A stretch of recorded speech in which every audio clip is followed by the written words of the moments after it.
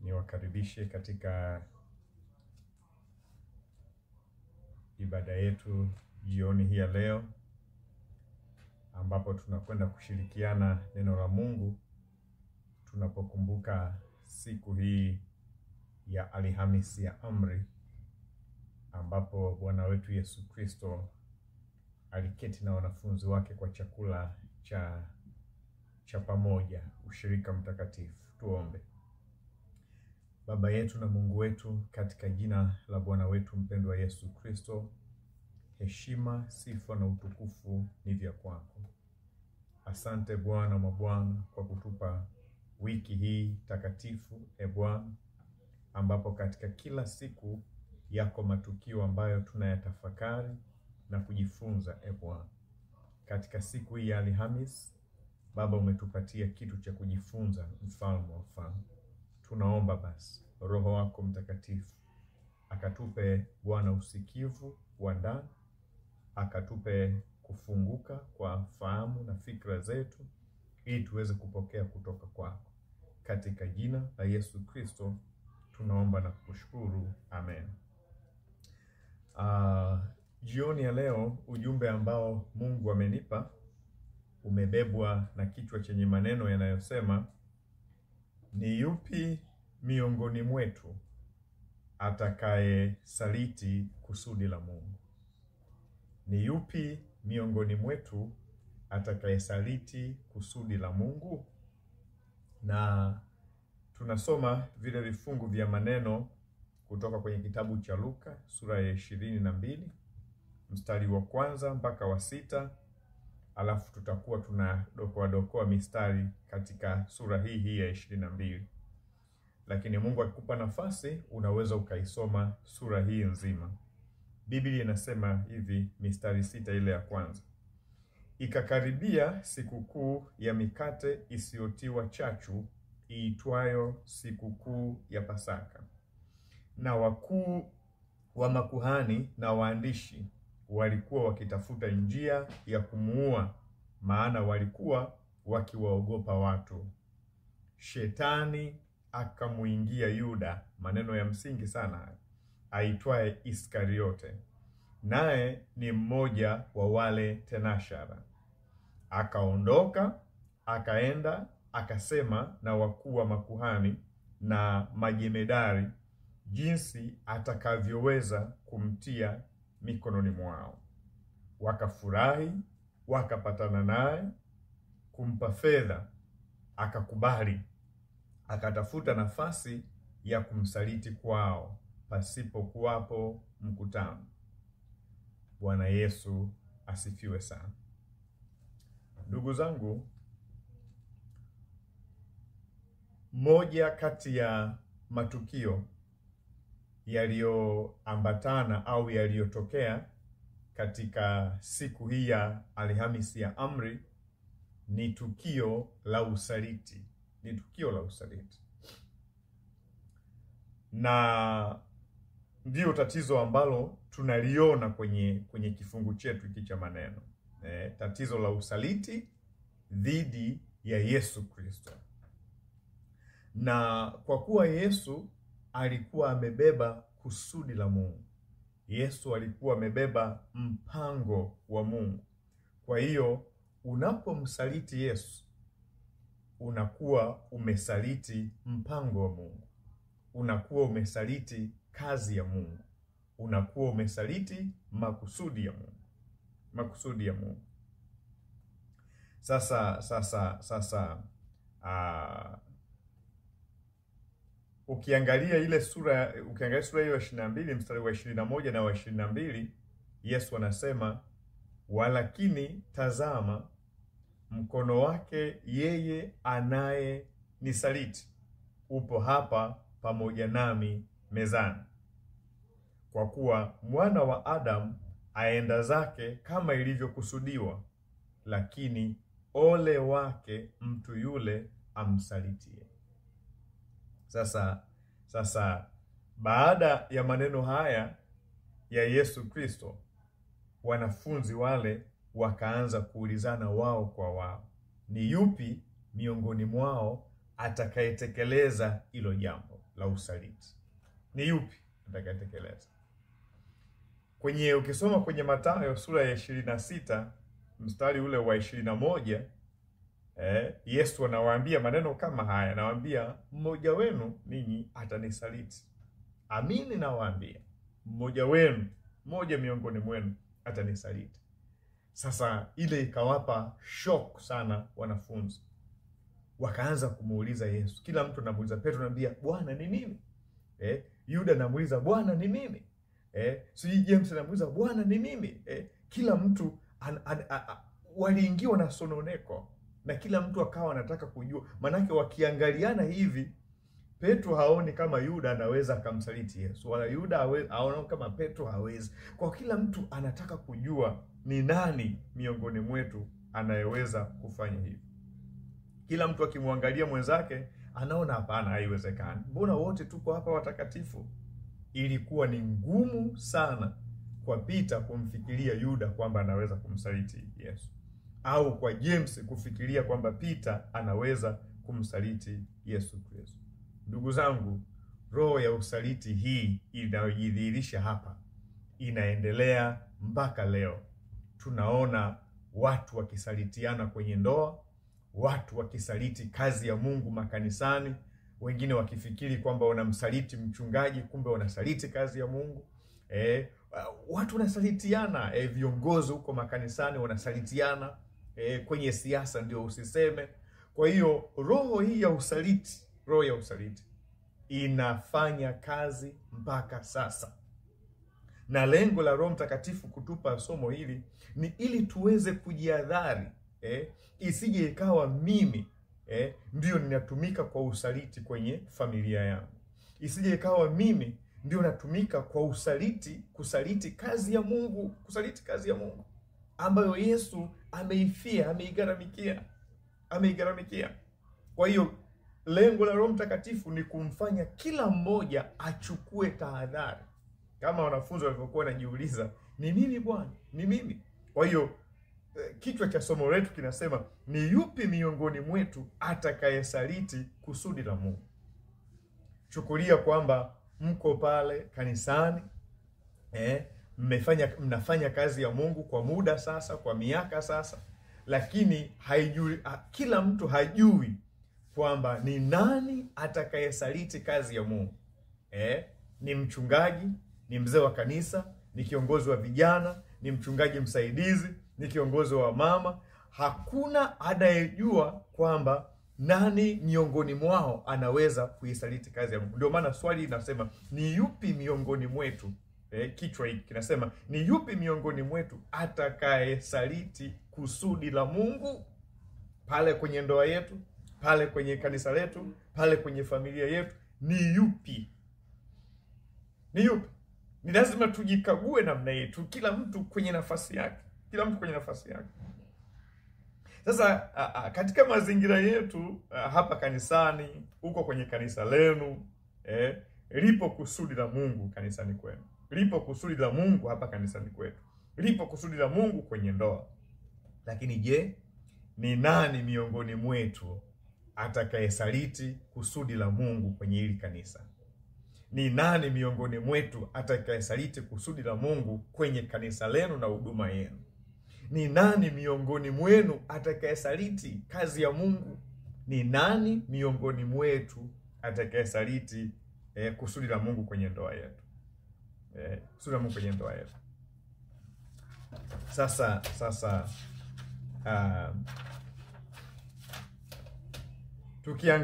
tukiangalia tukio hili zima la usaliti, kuna mambo kadhaa ambayo Mungu anatufundisha. Jambo la kwanza, mtu msaliti sio rahisi kumfahamu. Msaliti sio rahisi kumfahamu, kwa sababu ni mtu anayetoka ndani, ni mtu anayetoka miongoni mwenu. Yesu anasema miongoni mwenu mmoja atanisaliti. Msaliti siku zote huwa hatoki nje. Msaliti huwa anatoka ndani. Kama ni kwenye ndoa, atatoka huko ndani. Kama ni kanisani, atatoka huko ndani. kwa sababu ni ngumu sana watu ambao hawajihusishi na kanisa kuja kupenya kuingia mpaka kuingia kanisani. Ni ngumu sana, na hawawezi kutupata sisi kwa sababu sisi hatuendi baa, sisi hatuendi kwenye vijiwe, hatuendi wapi. Kwa hiyo ni ngumu. Kwa hiyo shetani anachofanya, anatafuta mtu miongoni mwetu atakayesaliti kazi ya Mungu, mtu miongoni mwetu atakayesaliti familia, mtu miongoni mwetu atakayesaliti makusudi ya Mungu. Kwa hiyo jambo la kwanza tunaliona ni kwamba mtu msaliti sio rahisi kumfahamu, kwa sababu ni mtu anayetoka miongoni mwetu. Tunafikiria kwamba wote tuko pamoja, kumbe kuna mmoja ameshavaa roho ya usaliti. Wamekaa mezani namna hii, Yesu anasema, anawaambia mmoja wenu atanisaliti. Kila mtu anamuuliza Yesu, ni mimi Bwana? Ni mimi? Ni mimi. Biblia inasema wakuu wa makuhani walikuwa wamekusudia kumuua Yesu, lakini walikuwa wanashindwa, walikuwa hawana access. Wanawaogopa watu. Yesu amezungukwa na watu, watamfikiaje? Kwa hiyo ilikuwa lazima watafute mtu wa ndani, watafute mtu wa ndani. Kwa hiyo hilo ni jambo la kwanza. Usaliti wowote huwa haufanywi na mtu wa nje. Usaliti unafanywa na mtu wa ndani.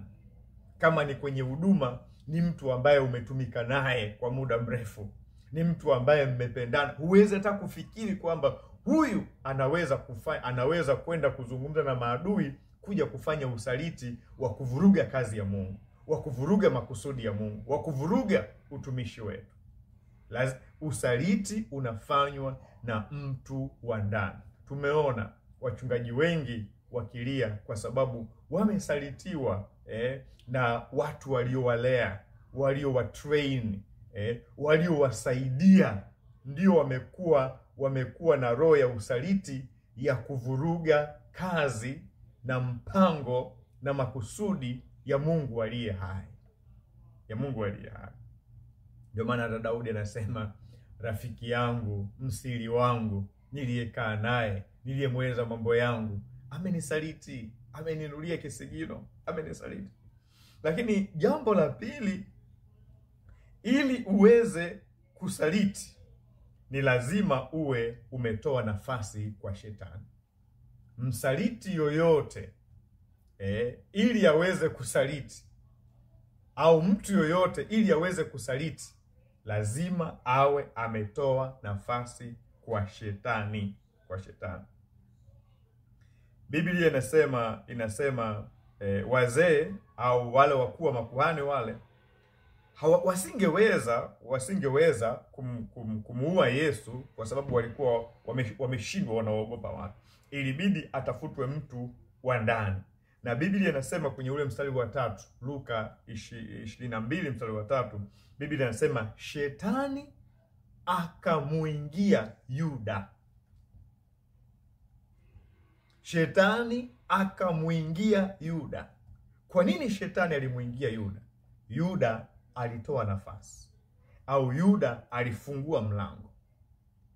Kumbuka Yuda, Biblia inasema pale ni moja kati ya wale tenashara, moja kati ya wale mitume 12, mtu aliyekuwa kwenye ile seko ya ndani anatumika yule. Mchungaji, umekaa na wasaidizi wako namna hii, umekaa na viongozi wako namna hii, moja kati ya watu wa ndani shetani anamuingia. Maana yake amefungua mlango, shetani akapata nafasi. Ili shetani aweze kukufikia wewe kiongozi pale, lazima mtu mmoja kati ya wanaokuzunguka aweze kutoa nafasi kwa Ibilisi. Sasa wakuu wa makuhani walishindwa kumfikia Yesu kwa mbinu zao ovu, lakini shetani akapata nafasi kwa Yuda. Kwa hiyo wakamfikia Yesu Kristo. Na Biblia inasema mara tu shetani alipomuingia Yuda akaondoka kwenda kuzungumza na maadui wa Yesu Kristo, wale wakuu wa makuhani. Akaenda kutengeneza nao mpango. Biblia inasema wakazungumza, wakapatana, wakamwahidi kiasi cha fedha. Kutoka pale Biblia inasema Yuda akaanza kutafuta nafasi ya kumsaliti Yesu Kristo. Ndugu zangu, kwa maana nyingine hapa Yuda alikuwa wanazunguka na Yesu, lakini akijua ndani amebeba mpango wa kumsaliti Yesu Kristo. Ameshika mkoba wa fedha, lakini ndani anajua kwamba amebeba mpango wa kumsaliti Yesu Kristo. Ni hatari sana, ni hatari sana. Uko na watu kanisani, unafikiri kwamba wako na wewe, lakini mmoja wao amebeba mpango wa kusaliti kazi ya Mungu. Amebeba mpango wa kuvuruga makusudi ya Mungu aliye hai. Lakini wewe unamuona kama ni mmoja wetu. Uko na mume wako, uko na mke wako, lakini unaona mke, shetani akishamuingia anakuwa amebeba roho ya kusaliti ndoa au makusudi ya Mungu katika ndoa. Na tumeona unakuta mwanamke anaua mume wake ili tu aweze kubaki na mali, au mwanaume anaua mke wake ili tu aweze kumiliki mali peke yake. Kwa sababu gani? Kwa sababu shetani amemuingia huyo mwanaume, au shetani amemuingia huyo mwanamke. Na shetani akisha muingia mmoja wenu, kinachotafutwa ni nafasi ya kutekeleza huo uovu. Shetani akisha muingia mwanaume, anachotafuta sasa mwanaume ni kutembea na house girl. Anatafuta nafasi ya kusaliti. Shetani akisha muingia mwanamke, mwanamke anatafuta nafasi ya kutembea na house boy. Anatafuta nafasi ya kusaliti. Biblia inasema shetani alimuingia Yuda. Yuda alifungua mlango na mlango. Kutoka pale Yuda akaanza kutafuta opportunity, fursa ya kumkamatisha Yesu na kumsaliti. Nikawa najiuliza sana, ni kitu gani kilichompelekea Yuda mpaka aweze kufungua mlango wa namna hiyo kwa Ibilisi? Nikawa na jaribu kuona kwamba inawezekana kabisa kwamba Yuda hakuridhika na kipato alichokuwa anapewa. Inawezekanaje bwana? Mimi ndio mshika fedha, alafu hela yenyewe ninayopewa haitoshi, tunazunguka tu, bwana mkubwa mwenyewe hajali. Kwa hiyo kuliingia ndani yake hali ya kutoridhika na mapato au kipato anachokipata akiwa kama mtunza fedha. Lakini inawezekana kwamba Yuda alikuwa na hali ya kutokuridhika na madaraka. Ni kama alikuwa anaona hayatoshi, hali ya kushika fedha tu haitoshi. Lakini alifikiri labda inawezekana kwamba sasa tukimuondoa Yesu hapa, manake mimi ndio nitakuwa na mamlaka ya kutawala fedha na mipango mingine. Mpango mingine. Lakini huenda pia Yuda alikuwa na roho ya wivu. Alijisikia vibaya kwa sababu miongoni mwa watu waliokuwa wa karibu sana, yeye hakuwemo. Manake Yesu alikuwa amewaweka karibu sana Petro, Yakobo na Yohana. Petro, Yakobo na Yohana ndio aliwaweka karibu, na hata walipokwenda kwenye ule mlima wa Mizeituni, sura yake ikabadilika, wingu likawashukia. Yuda hakuwa miongoni mwao. Kwa hiyo inawezekana kabisa kawivu kaliingia kusema, yani mimi ndio nashika fedha, huyu bwana mkubwa kila akitaka kwenda huko mimi ndio naidhinisha fedha, alafu mimi ananiacha. Yani kamuona kwamba Petro ndio wa maana sana, kamuona kwamba James ndio wa maana sana, kamuona kwamba Yakobo ndio wa maana sana, ananiachaje mimi nitamkomesha huyu, mimi nitamkomesha. Inawezekana. Kwa hiyo mazingira haya yote inawezekana ndio yaliyompelekea Yuda kupatwa na uchungu, akafungua mlango wa kusaliti mpango wa Mungu na kazi ya Mungu.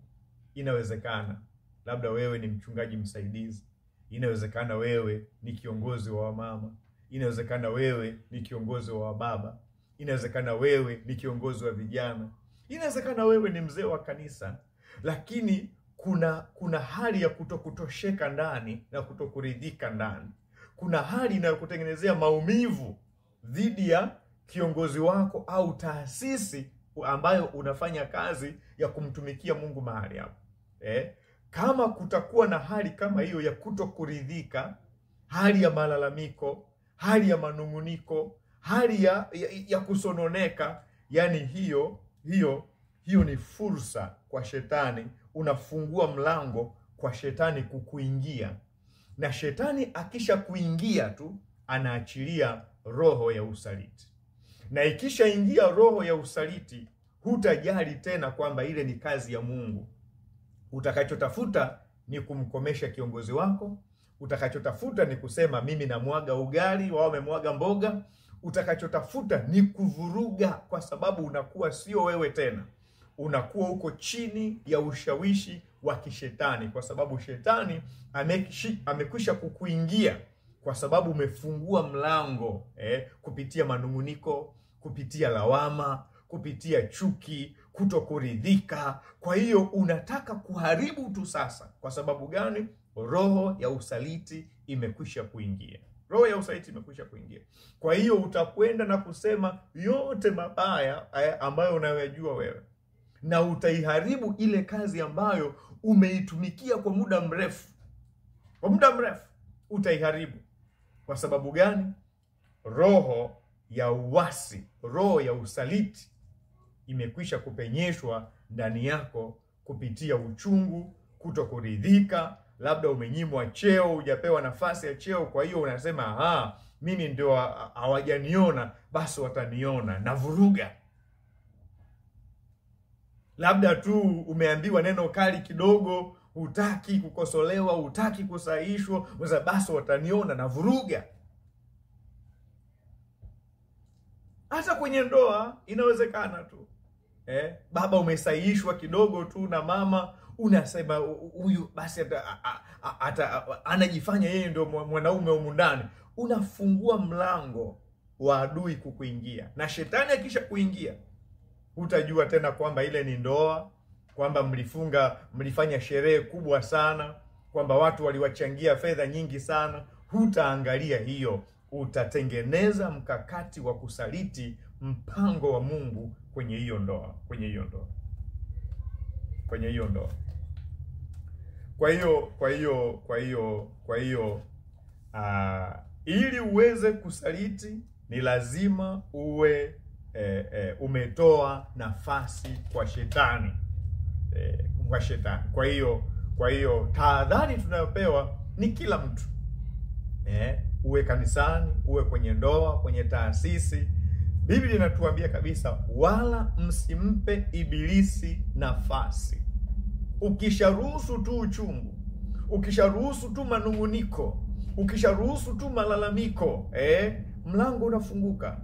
Na mlango ukifunguka, shetani akikuingia, hutajua tena kwamba wewe ni mchungaji msaidizi, au wewe ni kiongozi wa baba au wa mama. Yani sasa unakuwa kama lijini fulani hivi linalohakikisha kwamba lazima livuruge. Lakini jambo la tatu tunalojifunza hapa, Biblia inasema Yuda akaondoka, kabla ya jambo la tatu, Biblia inasema pale kwenye pointi ya pili, Yuda akaondoka akaenda kwa wakuu wa makuhani. Yaani shetani alivyomuingia tu akapata nguvu ya kuondoka, ya kwenda kwa maadui wa Yesu Kristo. Unajiuliza, Yuda, kuna ushirika gani kati ya nuru na giza? Wewe umekuwa mtu siku zote kwenye kampani ya Yesu, leo unatoka tena kwenda kwenye kambi ya adui. Kuna ushirika gani? Wewe umekuwa mlokole huko hapa kanisani na nini, lakini leo ghafla tu unatoka kwenda kwenye vilinge huko na kuanza kusema huduma vibaya, na kuanza kusema watumishi vibaya, kuanza kuharibu kazi ya Mungu. Hujiulizi kwamba ushirika upi kati ya giza na nuru? Leo wewe umekuwa giza kabisa. Yuda alikuwa anaongozwa na shetani, amejaa ujasiri, wa kuliongoza genge la wakuu wa makuhani kwenda kumuangamiza Yesu. Na Biblia inasema wale jamaa wakafurahi, wakapatana naye, wakakubaliana pesa. Kwa hiyo kutoka pale Yuda akawa anatafuta nafasi ya kuvuruga. Upo kanisani, umekaa kama mmoja wetu, umekaa kama mmoja wao, lakini kumbe mwenzetu unatafuta nafasi ya kuvuruga. Unatafuta nafasi ya kusaliti kazi ya Mungu. Unatafuta nafasi ya kusaliti mpango wa Mungu. Unatafuta nafasi ya kusaliti makusudi ya Mungu. Makusudi ya Mungu. Uwe kijana, uwe mzee wa kanisa, uwe sijui kiongozi, uwe sijui nani. Hebu jilinde shetani asikutumie. Iko laana kubwa sana katika kuvuruga kazi ya Mungu na mpango wa Mungu. Kama unataka wewe kufa taratibu huko pembeni, lakini usife ukiwa unaiharibu kazi ya Mungu ambayo umeijenga kwa muda, au Mungu amekutumia kuijenga kwa muda. Kufa hivyo peke yako, lakini acha kazi ya Mungu iendelee vizuri. Na tunaona ule mstari wa 47 sura 22, Yuda anamsaliti Yesu kwa kumbusu. Tunajua kabisa kwamba busu ni ishara ya upendo, lakini Yuda anatumia hiyo ishara ya upendo kuweka swala la uovu. Ndio maana anasema kwamba mtu anayesaliti ni vigumu sana kumjua, kwa sababu anaweka mazingira yote ya upendo. Mnamuona ni mmoja wenu, kumbe ameshabebeshwa roho nyingine. Anakuja anambusu Yesu akijidai kama ni ishara ya upendo. Unambusu mchungaji wako kama ishara ya upendo, kumbe umeficha kisu huku cha maneno makali. Lakini ukimuona baba mchungaji, mtumishi wa Mungu, baba, lakini umeficha kisu mgongoni. Roho ya usaliti. Lakini jambo la tatu tunalojifunza hapa ni kwamba unachotakiwa kufanya saa ya kusalitiwa, unatakiwa ufanye vitu gani?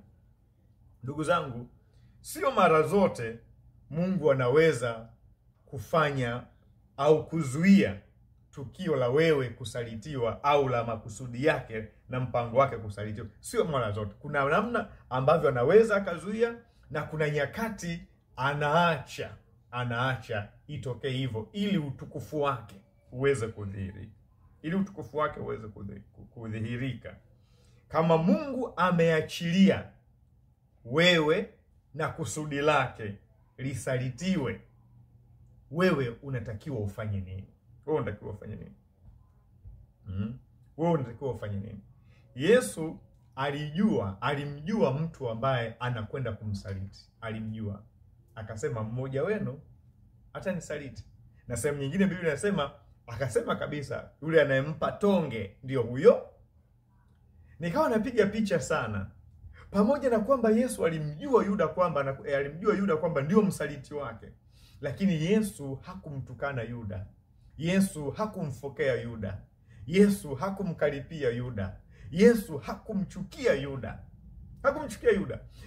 Alikuwa anasema kwa mafumbo tu kwamba mmoja wenu atanisaliti, ili kutoa nafasi ya Yuda kujihoji na kubadilisha mpango wake. Lakini roho ile ya usaliti ilimkalia Yuda vibaya sana. Sasa nikawa najiuliza sana, kama ingelikuwa mimi au wewe, Mungu anapokupa nafasi ya kumjua mtu ambaye anakwenda kukusaliti, ungefanyaje? Yaani tungekuwa sisi ndio unanyanyuka na matusi, unanyanyuka na maneno makali, utatangaza kila mahali kwamba huyu anataka kunisaliti, kila mahali. Lakini sivyo Bwana wetu Yesu Kristo alivyofanya. Yesu alijua kwamba huyu ndio msaliti wangu, lakini kwa yeye alimtumaini baba yake zaidi, kwa sababu baba yake angeweza kumfanya asimjue msaliti wake. Mungu anaweza kufanya wewe usijue chochote watu nachotaka kukufanyia. Ukiona umejua, ujue Mungu tu amekujulisha. Na kama Mungu amekujulisha, Mungu ana uwezo wa kuhandle hiyo situation bila papala zako. Kwa sababu unaweza ukapapalika wewe mpaka ukamkosea Mungu katika kushughulikia hilo jambo. Kwa hiyo Yesu alikuwa makini sana katika kujua kwake asitende bila busara, alafu akachafua sifa ya baba yake na akachafua utumishi wake. Kwa hiyo akawa na discipline, Anamfahamu msaliti, lakini hakunyanyua kinywa chake kumsema vibaya, hakunyanyua mkono wake kumpiga, wala hakusema chochote. Alijikabidhi kwa Mungu aliye hai. Bwana Yesu asifiwe sana. Napenda sana yale maneno kwenye kitabu cha Petro wa kwanza sura ile ya 2 mstari ule wa 23. Mstari wa 23 anasema hivi, anasema yeye alipotukanwa hakurudisha matukano, alipoteswa hakuogofya, bali alijikabidhi kwake yeye ahukumuye kwa haki. Ndugu zangu, tunaposalitiwa au watu wanaposaliti mpango wa Mungu na makusudi ya Mungu, kazi yetu sisi sio kupambana na wao na kutukanana, hapana. Kazi yetu ni kumtumaini Mungu na kujikabidhi kwake yeye ahukumuye kwa haki. Sisi hatuhukumu kwa haki yoyote. Hatuwezi, hukumu zetu sio za haki. Mambo mengi hatujui. Tunayoyaona haya, kuna mengi ambayo hatuyaoni. Tunayoyajua ni machache sana, kuna mengi ambayo hatuyajui. Kwa hiyo Mungu anapokujulisha kwamba fulani anataka kusaliti kazi ya Mungu, anataka kusaliti mpango wa Mungu kwenye ndoa au kwenye huduma, mume wako ana mpango wa kusaliti, akikufahamisha Mungu namna hiyo, usipapalike. Rudi kwake Mungu aliye hai. Jikabidhi kwake yeye ahukumuye kwa haki. Kwanza akupe utulivu, akupe neema ya kuomba, na akupe namna ya busara ya kufanya mambo ambayo haitalitukanisha jina la Bwana, lakini bado itakuacha wewe salama katika mahusiano yako wewe na Mungu aliye hai. Kwa sababu vinginevyo, ukishajua tu namna hiyo na kuanza kupapalika, utajikuta unajichafua, unaingia katika hali ya kumkosea Mungu, umeona? Na kwa sababu hiyo unakuwa umetoka pembeni. Kwa hiyo Yesu alijilinda sana asijichafue wala asichafue heshima ya baba yake. Kwa hiyo unapoelewa au kushtukia mpango wa usaliti, anayeweza kukusaidia na kukuokoa katika hilo ni Mungu peke yake. Kwa hiyo jikabidhi kwake yeye ahukumuye kwa haki. Usilipize kisasi. Usimfanyie vibaya huyo anayesaliti kazi ya Mungu. Hapana, mbariki, mtamkie mema, muombe, alafu Baba wa mbinguni atashughulika naye. Jambo la 4 na la mwisho tunalojifunza hapa ni madhara kwa mtu anayesaliti mpango wa Mungu. Madhara. Biblia inaeleza pale kwenye Mathayo sura ile ya 27 mstari wa 3, anasema kisha Yuda yule mwenye kumsaliti alipoona kuwa amekwisha hukumiwa, alijuta, akawarudishia wakuu wa makuhani na wazee vile vipande 30 vya fedha, akasema, nalikosa nilipoisaliti damu isiyo na hatia. Haya ndiyo madhara ya msaliti yoyote yule. Unaweza ukasikia furaha mwanzoni kwamba umesaliti, nimewakomesha, nimevuruga kazi ya Mungu, nimevuruga, tuone kama kanisa litaendelea, tuone sijui kama mchungaji atafanya nini, tuone kama hiyo ndoa itakwenda. Umeona, yani unajivuna kwamba umesaliti, umeharibu. Hiyo ni furaha ya muda tu, kama aliyokuwa nayo Yuda. Lakini anasema alipokwisha kuona tu ule usaliti umetokea namna hii, Yuda akajuta, akajuta moyoni, akaingiwa na sononeko, kwa sababu Yesu alisema Alisema kule kwenye Luka 22 kule mstari wa 22, anasema ole wake atakaye msaliti mwana wa Adamu. Ole wake, lile neno ole manake yako madhara. Huwezi ukaisaliti kazi, mpango, kusudi la Mungu na bado ukabaki salama. Haiwezekani. Haiwezekani. Ndio maana nataka kuambia wewe, vurugana na mchungaji, sijui vurugana na nani, lakini iache kazi ya Mungu salama. Usisaliti kazi, kusudi na mpango wa Mungu, kwa sababu hutabaki salama. Hutabaki salama. Usaliti una gharama, iwe kwenye ndoa, iwe kwenye taasisi, iwe sijui wapi, una gharama. Yuda alipata ile wanasema sijui nini, sonono. sonono. Yale maumivu ya ndani, anasononeka kwamba kwa nini nimesaliti damu isiyo na hatia? Kwa nini nimevuruga kazi ya Mungu ambao watu wametoa sadaka zao, wameijenga kwa gharama, kwa maombi, kwa kwa damu na jasho? Mimi leo nakwenda kusema maneno ya hovyo kwa watu huko nje, na kwenda kuvuruga na kuchafua kwa watu. Kwa nini? Unapata lile sononeko ambalo hilo lazima litakumaliza. Sononeko ambalo litakumaliza. Kwa hiyo Yuda alipata sonono na hakukuwa na mtu wa kumfariji. Akaona ile pesa haina maana tena, akawarudishia, wakamwambia hapana, sisi hiyo pesa ya nini? Wewe utawajibika kwa ulichofanya wewe mwenyewe.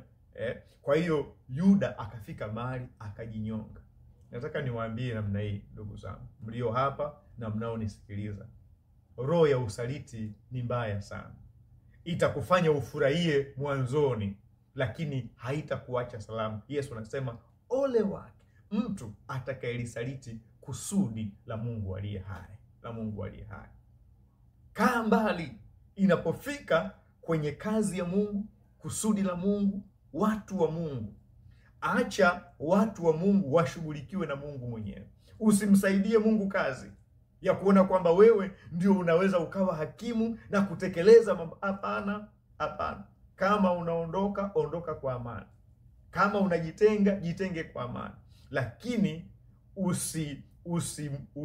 usitoe nafasi kwa adui, shetani akakuingia, akaachilia ndani yako roho ya kusaliti, na ukaenda kusaliti kazi, mpango na makusudi ya Mungu aliye hai, kuvuruga ufalme wa Mungu. Utapata sononeko, utapata simanzi, utapata majuto ambayo mwisho wake yatakumaliza na usione ufalme wa Mungu. Ndugu zangu, hili ni moja kati ya tukio ambalo linatupa kutafakari katika siku hii ya Alhamisi ya Amri. Inawezekana uko hapa unaniangalia na unanisikiliza, uko kwenye mpango tayari wa kusaliti mume wako. Uko kwenye mpango tayari wa kumsaliti mkeo. Labda unataka kumtoa kafara, labda unataka kumuua, labda kwa sababu tu ya mali au kwa sababu ya vitu vingine. Ebu Roho Mtakatifu akutembelee. Inawezekana uko pale kanisani na kuna baadhi ya mambo yanakufanya usiridhike. Unaona umeonewa, unaona unapunjwa, unaona unatumikishwa, nataka kukwambia namna hii, hiyo hali unamfungulia adui mlango, na akishaingia namna hii amekumaliza. Omba toba na rehema. Kama unataka kuondoka, mwambie Bwana, ninaomba niondoke nikiwa nimeiacha kazi yako salama niliyoitumikia kwa muda. Sihitaji kuivuruga kazi yako. Vinginevyo unaweza ukapata sononeko baada ya kutukana watumishi wa Mungu, baada ya kuvuruga kondoo za Bwana. Ukishaondoka namna hii, umetulia, hisia zimepoa, utapata sononeko ambalo litakumaliza. Mungu atusaidie sana. Aniepushe mimi na wewe, tusimpe adui nafasi akatuingizia roho ya usaliti. Tusiwasaliti wake zetu, msiwasaliti waume zenu, msisaliti wachungaji wenu, msiisaliti kazi ya Mungu. Usimsaliti rafiki yako. Usisaliti makusudi ya Mungu popote pale ambapo Mungu amekuweka. Hata kama utaudhiwa namna gani, hata kama utadhulumiwa namna gani, hebu jikabidhi kwa Mungu aliye hai, yeye awezaye kuhukumu kwa haki. Usitukane matusi, usiwaseme watu vibaya. Tulia, jikabidhi kwake yeye ahukumuye kwa haki. Mungu anajua kutoa haki kwa sababu yeye anaona mpaka ndani. Sisi ndani hatuoni, ndani hatuoni. Kwa hiyo usijichukulie hatua mikononi mwako kwa kuweka uchungu, malalamiko. Huo ni mwanya unamfungulia shetani namna hii, na shetani akisha kuingia namna hii atakuvuruga. Ndugu zangu, katika siku ya Alhamisi ya Amri, tumuombe Mungu atusaidie tujiepushe na roho ya usaliti. Roho ya usaliti inaumiza. Roho ya usaliti ni mbaya. Roho ya usaliti inaharibu familia. Roho ya usaliti inaharibu kazi, makusudi na mipango ya Mungu aliye hai kwa watu wake. Roho ya usaliti ni roho chafu inayotoka kwa adui. Usitamani wala usishawishike kusaliti wengine. Baba, katika jina la Yesu Kristo aliye hai, asante kwa uaminifu wako na baraka zako. Neno hili Bwana halijaja bure kwetu. Mfalme, umeniona mimi, Bwana mabwana, yamkini Mfalme wa falme ni mmoja kati ya wasaliti. Bwana, kama wanafunzi walivyokuwa wanajiuliza, ni mimi Bwana, ni mimi Bwana. Hatujui miongoni mwetu ni nani atakayesaliti kazi ya Mungu leo, kama sio leo kesho, kama sio kesho kesho kutwa. Hatujui ni nani atasaliti ndoa yake. Hatujui ni nani atasaliti familia yake. Baba mtakatifu, tusaidie tusiwe miongoni mwa watu watakaosaliti mpango wako Bwana, makusudi yako katika maisha yetu. Mungu mtakatifu, Roho wa Bwana, Roho wa neema, tusaidie tuepushe na yule muovu. Bwana, tupe neema ya kufunga milango, tusimpe nafasi kwenye mawazo yetu, kwenye mioyo yetu, kwenye nafasi zetu, kwenye maisha yetu. Tunampinga kwa damu ya Yesu Kristo aliye hai. Asante kwa uaminifu wako na baraka zako, katika jina la Yesu Kristo aliye hai. Ponya mioyo ya wachungaji waliosalitiwa. Ponya Bwana mabwana mioyo ya waumini waliosalitiwa. Ponya mioyo ya wanandoa waliosalitiwa. Baba mtakatifu, Mungu mwenye enzi yote, tusaidie, tuimarishe Bwana, katika jina la Yesu Kristo aliye hai, na kwa damu ya mwana kondoo tunaomba na kushukuru. Amen. Mungu awabariki sana. Niwatakie maandalizi mema ya Ijumaa Kuu